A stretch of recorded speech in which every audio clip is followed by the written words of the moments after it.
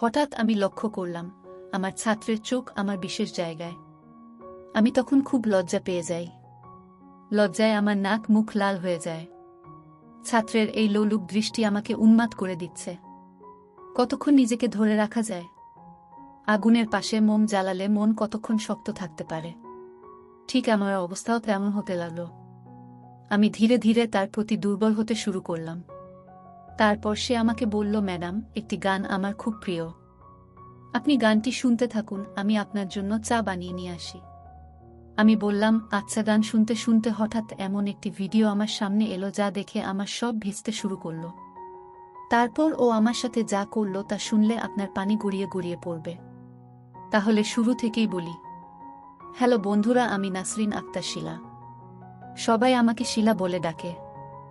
বান্ধবীরা সবাই বলতো আমি দেখতে নাকি পরিমণির মতো। আমি একটি পাবলিক ইউনিভার্সিটিতে পড়ি। আমার বয়স 22 বছর।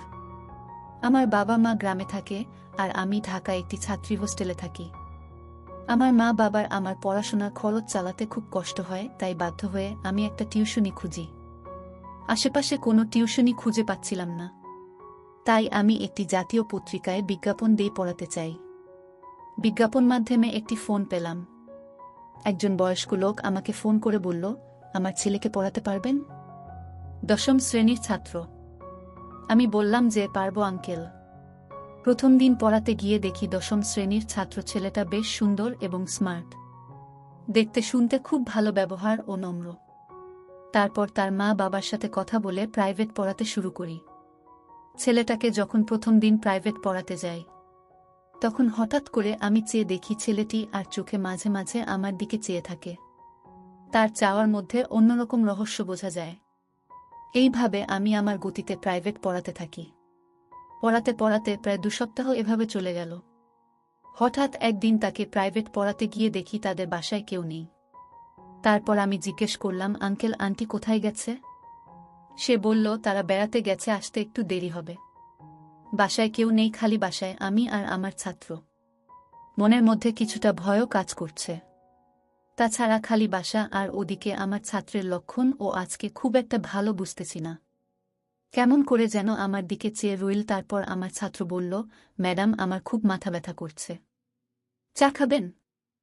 আপনি চা খেলে আপনার জন্য চা বানাবো। আপনার সুবাদে আমার চা খাওয়া হলো। আমি বললাম, ঠিক আছে, চা খাওয়া যেতে পারে। আমার কথা শুনে ছাত্র খুব সুন্দর করে মনের মাধুরী মিশিয়ে চা বানিয়ে আনল। আমি চা মুখে দিয়ে দেখলাম অনেক মজা হয়েছে। আমার ছাত্র যে এত সুন্দর করে চা বানাতে পারে তা আমি কখনো কল্পনাই করতে পারিনি।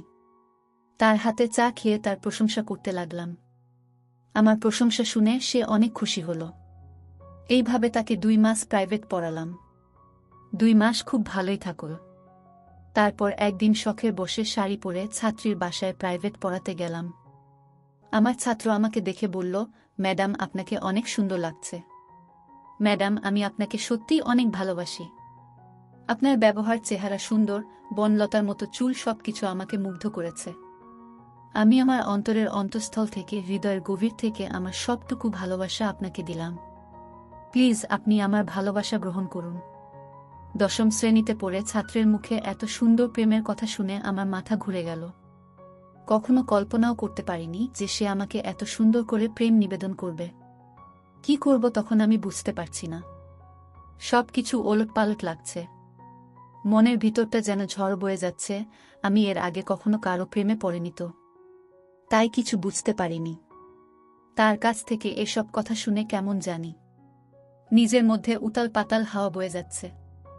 জীবনে প্রথম কারো কাছ থেকে এমন রোম্যান্টিক কথা শুনে আমিও যেন উন্মাদ হয়ে যায়। তারপর সে বলল, ম্যাডাম, আপনি কি আমাকে ভালোবাসবেন? আপনি কি আমার ভালোবাসা গ্রহণ করবেন? আমার কাছে এমনভাবে প্রেম নিবেদন করে বসল। তখন আমি কি করব বুঝতে পারছি না। আমি বললাম, রাকিব, তুমি আমার ছাত্র। তাছাড়া তুমি আমার চাইতে বয়সে 4 বছরের ছোট। এসব কথা ভেবো না, তাহলে পাপ হবে। আমার ছাত্র বলল, ম্যাডাম, কেন? বয়সে বড় হলে কি প্রেম করা যাবে না? বয়সে বড় হলে কি তাকে ভালোবাসা যায় না? আমি তো আপনাকে মন থেকে ভালোবাসি। আমার ভালোবাসার মধ্যে কোনো খাদ নেই। ম্যাডাম, আপনি আমার চাইতে বয়সে বড় হলেও আমার কোনো সমস্যা নেই। আপনি যদি আমাকে ভালো না বাসেন তাহলে আমি পড়ব না। ছাত্রের এমন কথা শুনে মনটা খারাপ হয়ে গেল আর মনে মনে ভাবলাম, অনেক কষ্ট করে টিউশনিটা পেলাম। যদি টিউশনিটা হাতছাড়া হয়ে যায় তাহলে তো আমি বাসা ভাড়া দেব কি করে? চলব কেমন করে? মনের মধ্যে অনেক ভয়। যদি এখন আমি তার প্রেম নিবেদন না করি তাহলে হয়তো বা আমার টিউশনিটা বাদ হয়ে যাবে। রাকিব তার বাবাকে ভুল ভালো কিছু বোঝাবে। এই সব চিন্তাভাবনা করতে করতে বাসায় চলে আসলাম। বাসায় আসতে নিলে আমাকে ফোন দেয়। ম্যাডাম কেমন আছেন? বাসায় গেছেন? খাওয়া দাওয়া করছেন? কি খেয়েছেন? আমি বললাম, হ্যাঁ খেয়েছি। তুমি খেয়েছে? রাকিব বলল, জি ম্যাডাম খেয়েছি, আগামীকালকে কোথাও ঘুরতে যেতে মন চাইছে। ম্যাডাম চলুন কোথাও ঘুরতে যাই, আমার খুব ঘুরতে ইচ্ছা করছে। ম্যাডাম বলল, কোথায় যাবে? আমি বললাম, নন্দন পার্ক। ম্যাডাম নন্দন পার্কের কথা শুনে অনেক খুশি হল। ম্যাডাম আমার সাথে ঘুরতে যেতে রাজি হল। তারপর ম্যাডামকে নিয়ে নন্দন পার্কে গেলাম ঘুরতে। সেখানে অনেক কপতি হাত ধরে চলা, বসে আড্ডা মারা। এসব দেখে আমি ছাত্রের প্রতি আরও ইমোশনাল হয়ে পড়ি। সেও আমাকে বিভিন্নভাবে তার প্রতি দুর্বল করার চেষ্টা করে। এভাবে অনেক আনন্দঘন মুহূর্তে এদিনের সময়টা কাটল। এই দিন আমি আর তাকে প্রাইভেট পড়াতে যাই নাই। পরের দিন আমি তাকে প্রাইভেট পড়াতে গেলাম। আমি তাকে মনোযোগ দিয়ে প্রাইভেট পড়াতে শুরু করলাম। হঠাৎ দেখি আমার টেবিলের নিচে আমার পায়ের উপর কারো পায়ে সুটসুটি। বুঝতে বাকি নেই সে যে আমার গুণধর ছাত্র। হঠাৎ পায়ের মধ্যে কোনো পুরুষের ছোঁয়া পেয়ে সমস্ত শরীর যেন কাঁপুনি দিয়ে উঠল। মনে হলো শরীর বিদ্যুৎ প্রবাহিত হতে শুরু হলো। তার পায়ের নিপুণ কৌশল আমার আস্তে আস্তে উপরে উঠতে শুরু হলো। বুঝতে পারছি না আমার সাথে কি হচ্ছে। হঠাৎ ছাত্রের মা চা নাস্তা নিয়ে এলো। পরিস্থিতিও স্বাভাবিক হয়ে গেল। এইভাবে সেদিন আমি বেঁচে গেলাম, আর মনের মধ্যে সবসময় ভয় হতো কখন জানি কি হয়। তারপর আর একদিন রাকিবের বাবা মা 2 দিনের জন্য রাজশাহী গেছে। তাদের কোনো এক আত্মীয় নাকি অসুস্থ, তাদেরকে দেখতে গেছে। রাকিবকে নিয়ে যায় নাই, কারণ সামনে তার পরীক্ষা। এই 2 দিন নিয়ে আমার খুব ভয় ছিল, আর মনে মনে ভাবি, রাকিব আমার জন্য যে পাগল জানি না, এই 2 দিন খালি বাসা পেয়ে রাকিব আমার সাথে কি করে। মনের মধ্যে আতঙ্ক নিয়ে তাকে প্রাইভেট পড়তে যাই। এই 2 দিন প্রাইভেট পড়াতে যেতে চাচ্ছিলাম না। আঙ্কেল বলে গেল রাকিবের সামনে পরীক্ষা, তাই প্রাইভেট একদিনও মিস দেয়া যাবে না। কি করব, বাধ্য হয়ে আমাকে প্রাইভেট পড়াতে যেতে হলো। রাকিবের আব্বা আম্মা যখন রাজশাহী বেড়াতে চলে গেল, এর পরের দিনে আমি রাকিবের বাসায় তাকে প্রাইভেট পড়ানোর উদ্দেশ্যে যাই। কলিং দিলে রাকিব এসে দরজা খুলল। দরজা খোলার সাথে দেখতে পেলাম সমস্ত রুম সে কাঁচা ফুল দিয়ে সাজিয়ে রেখেছে, আর পুরোটা জুড়ে লেখা রাকিব প্লাস শিলা। আমি অবাক হয়ে বললাম, এসব কি? সে বলল, এটা আমার ভালোবাসার বহিঃপ্রকাশ। আজকেও আপনাকে অনেক সুন্দর লাগছে। ম্যাডাম, আপনাকে একটা কথা বলবো, দয়া করে আমার কথাটা রাখবেন। আমি বললাম, বলো, রাখার মতো হলে রাখব। তারপর আমি বললাম, প্লিজ আমার কথা রাখবেন। মা বাবা 2 দিনের জন্য বেড়াতে গেছে। এই 2 দিন আমি শুধু আপনার সাথে গল্প করব। ম্যাডাম, না করেন না। তার এমন রিকোয়েস্ট আমি না করতে পারলাম না। আমি বললাম, ঠিক আছে, যাও, তোমার কথা রাখলাম। গল্প করতে করতে হঠাৎ আমি লক্ষ্য করলাম আমার ছাত্রের চোখ আমার বিশেষ জায়গায়। আমি তখন খুব লজ্জা পেয়ে যাই। লজ্জায় আমার নাক মুখ নীল হয়ে যায়। ছাত্রের এই লোলুপ দৃষ্টি আমাকে উন্মাদ করে দিচ্ছে। কতক্ষণ নিজেকে ধরে রাখা যায়? মোমের পাশে আগুন জ্বালালে মন কতক্ষণ শক্ত থাকতে পারে? ঠিক আমার অবস্থাও তেমন হতে লাগল। আমি ধীরে ধীরে তার প্রতি আকৃষ্ট হতে শুরু করলাম। তারপর সে আমাকে বলে, ম্যাডাম, একটি গান আমার খুব প্রিয়, আপনি গানটি শুনতে থাকুন, আমি আপনার জন্য চা করে নিয়ে আসি। আমি বললাম, আচ্ছা। গান শুনতে শুনতে হঠাৎ এমন একটি ভিডিও আমার সামনে এল যা দেখে আমার সব ভিজতে শুরু হলো, চরম পর্যায়ে আসতে শুরু হলো। বুঝতে পারছি না এখন কি করব। এই ভিডিওটা দেখে আমার আবেগ শতগুণ বেড়ে গেল। সে আসতে আমি ভিডিওটা বন্ধ করে ফেলি। সে চা নিয়ে এসে বলল, ম্যাডাম, এই নিন চা, আপনার জন্য আমার পক্ষ থেকে স্পেশাল চা। আমি বললাম, তাই? আচ্ছা ঠিক আছে। চায়ে মুখ দিয়ে দেখি বা অনেক সুন্দর চা বানিয়েছে, যার জন্য তোমাকে অনেক ধন্যবাদ। সে বলল, ম্যাডাম, শুধু কি ধন্যবাদ। আমি বললাম, আর কি দিব? আমার কাছে তো দেওয়ার মতো কিছু নেই। আমি বললাম, ম্যাডাম একটু ভেবে দেখুন, অনেক কিছুই আছে। এই বলে সে ভিতর থেকে কি যেন আনতে গেছে। আর আমি চা খাচ্ছিলাম। হঠাৎ পিছন থেকে আমার কাঁধের উপর কারো হাতের ছোঁয়া অনুভব করি। হাতের ছোঁয়া পেয়ে আমার মনে হলো যেন সমস্ত শরীরে অনুভূতির ঝড় বইতে শুরু হলো।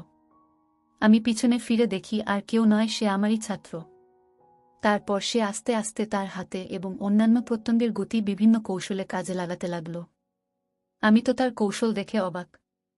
মাত্র ক্লাস 10-এ পড়ে একটা ছেলে কি করে এত কৌশলে একটা মেয়েকে বশ করতে পারে, একটা মেয়েকে আবেগের জোয়ারে ভাসিয়ে দিতে পারে। অবশেষে তার কৌশলের কাছে আমি হেরে গেলাম। মাত্র ক্লাস 10-এ পড়ে ছেলের কৌশলের মার আমি খুশি হয়ে যেন আমি আনন্দে ভাসতে শুরু করলাম। কিভাবে কি হয়ে গেল আমি বুঝতে পারলাম না। প্রায় 2 ঘন্টা বিনোদনের পর আমি উঠে দাঁড়ানোর চেষ্টা করলাম, কিন্তু পারলাম না।